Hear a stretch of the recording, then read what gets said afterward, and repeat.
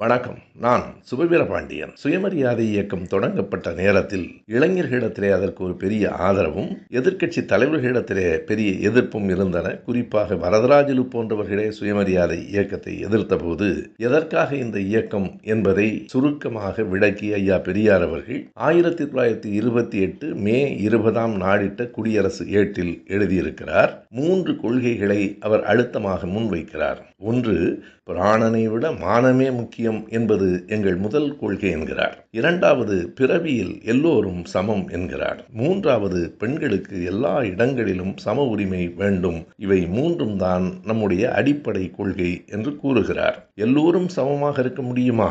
ஒவ்வொருவரும் வெவ்வேறு உயரமுடையவர்களாக, வெவ்வேறு நிறமுடையவர்களாக, வெவ்வேறு செல்வ நிலை உடையவர்களாக இருக்கலாம். ஆனால் பிறவியில் எல்லோரும் சமம். பிறகு இந்த ஏற்றத்தாழ்வுகள் அவரவரினுடைய திறமை, நிலை இவைகளால் வரலாம். பிறவியில் எல்லோரும் சமம். அதற்கு சாதி குறுக்கே நிற்க முடியாது. பெண் ஆண் என்கிற பால் வேறுபாடு நிற்க முடியாது என்று சொல்லிவிட்டு, இந்த சமத்துவத்துக்கு எதிராக இடிவு செய்யப்பட்டால் உயிரை விட மானம் பெரியது, பிராணனை விட மானம் பெரியது என்பதே எங்கள் கொள்கை என்கிறார் பெரியார்.